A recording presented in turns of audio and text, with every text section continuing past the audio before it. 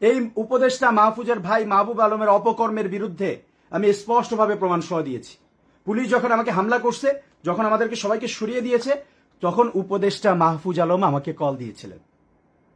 সেটার কল রেকর্ডও আছে। কারণ অন্য কেউ, আমি দেখলাম পরে, আমি যখন কথা বলছিলাম অন্য কেউ পাশে থেকে ভিডিও করছে। কারণ এরা তো মিথ্যুক, এরা জুলাইকে বিক্রি করে দিছে। এই মাহফুজ আলম লজ্জা নাই? সে কি বলেছিল যে ওই শিবিরের লোকদেরকে নাকি সে জিল্লতির জীবন উপহার দিবে।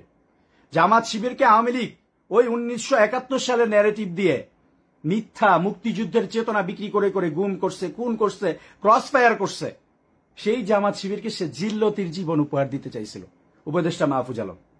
জিল্লতির জীবন কে পাইছে? আমি বারবার, অনেকে বলে আমি নাকি জামাত শিবিরের পক্ষে বলে, আমি শুধু ওই ছাত্র শক্তি এবং এনসিপি কে বলেছিলাম আপনারা নিজেদের রাজনীতি করেন, শুধু জামাত শিবির বিরোধিতা না, নিজেদের যদি কোনো স্বতন্ত্র পলিটিক্স থাকে সেটা করেন। তারা আমার কথা শুনে নাই, কি করলো?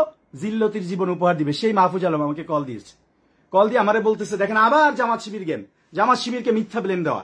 সে বলতেছে যে রেড ক্রিসেন্ট সোসাইটির চেয়ারম্যান, আল্লাহর কসম রেকর্ড আছে, আমি যা বলতেছি প্রতিটা কথার পুঙ্খানু রেকর্ড, ভিডিও, অডিও, প্রমাণ সবকিছু আমার কাছে আছে। উপদেষ্টা মাহফুজ আলম আমার কল দিয়ে কি বলতেছে যে এই রেড ক্রিসেন্ট সোসাইটির চেয়ারম্যান এ তো জামাতের লোক, এরে যদি আমি এখন কিছু বলি মুনতাসির ভাই তাহলে এটা আমার উপর আসবে, আমার খুব সমস্যা হবে, একে প্রোটেকশন দিচ্ছে জামাত শিবিরের লোক। আমি অবাক, আরে জামাত শিবিরের লোক প্রোটেকশন দিচ্ছে মানে? আমি স্পষ্ট দেখাইলাম যে এই চেয়ারম্যান আওয়ামী লীগের লোকদেরকে পুনর্বাসন করতেছে। আপনি দেখতেছেন প্রমাণ, সে দুর্নীতি করতেছে, সে বহিরাগত নিয়ে এসে এখানে হাতে নাতে ধরা খাইছে, সকল অপকর্ম প্রমাণিত। তাহলে আপনি তো জামাত শিবিরের জিল্লতি জীবন উপহার দিতে চান, তাহলে তো জামাত শিবির যদি তার পক্ষে, আওয়ামী লীগের পক্ষে অবস্থান নিয়ে থাকে, তাহলে আপনি তার বিরুদ্ধে অবস্থান নিলে, আপনি সঠিক অবস্থান নিলেই তো এটা প্রমাণ হয়।